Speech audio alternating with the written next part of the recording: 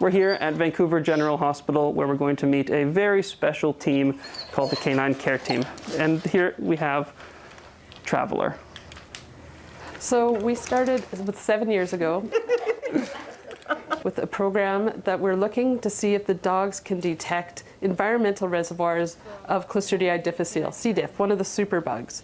We saw a program in the Netherlands where a dog named Cliff was looking at patients on a unit to identify the patients that had C. diff on the unit. Here we can rapid check patients. We got the fast snap test, but there's no logistical feasible way to search the environment. So the dogs with their super sniffer capabilities fit that bill.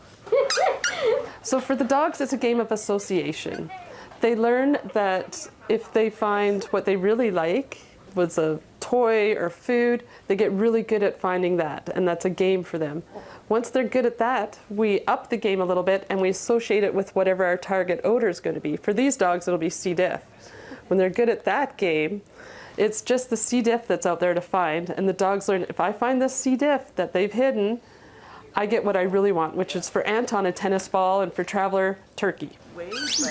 Right now, we're the only hospital in North America running a program like this. We've covered 32 hospitals throughout Canada, but we're centered right in Vancouver. What are we looking at here?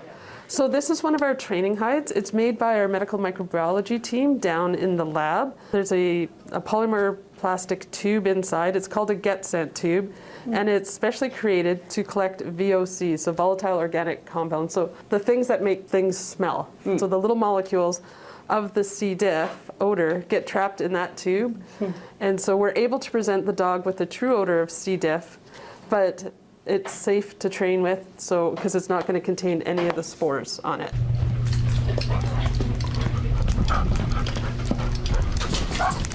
So really, this is open doors. We're only limited by our imagination as to what now we can use the dogs to detect, especially in a hospital environment.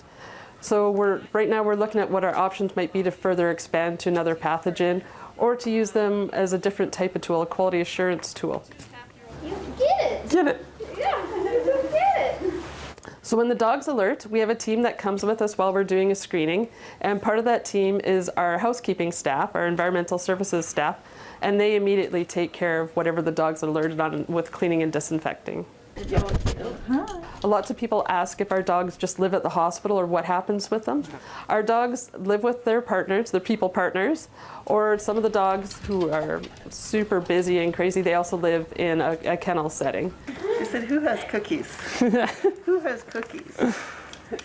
Oh. So we partnered during the COVID pandemic, we partnered with Health Canada to do just a proof of concept if we could train dogs to alert us to COVID positive patient samples, and then if we could transfer that knowledge the dogs had learned in the lab setting to a long-term residence facility. And we ran a 6-week pilot project with that. And the dogs, unfortunately, we didn't have any COVID positive patients during that time at the residence, but the dogs were able to transfer their skills, no problem.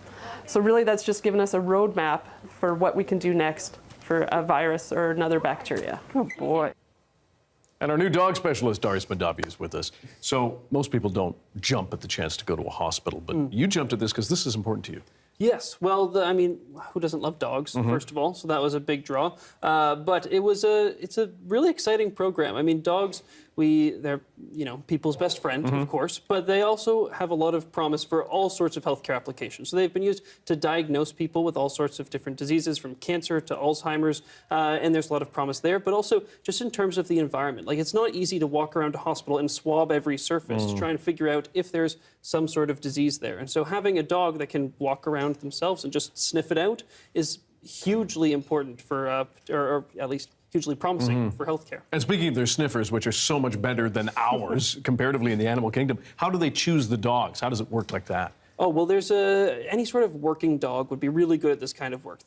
Anybody that would be good at herding sheep would also love to be, put their mind to work and sort of scan a hospital. And so the dogs that this program uses are English English Springer Spaniels, and then they're training some Cocker Spaniels as well. And I think we have some photos of a few of those dogs. One of them that I got to meet, who was a recent graduate from the program. These are the puppies that are being trained. These are the Cocker Spaniels. One of them is named Kip Kip Kaboom, or Kip for short, and the other is Secret Agent Disco, or just Disco. Anton, I got to meet him, and Artie are two their most recent graduates from last summer. Hugely impressive seeing Anton sniff out the C. diff, which is, again, a major superbug and cause of major problems in hospitals. And here you can see all of them together being not just adorable, but, hard at work. So it's a very exciting program, and hopefully we'll see it rolled out to more places. Dogs with jobs. Darius Madavi, thanks very much. Thank you.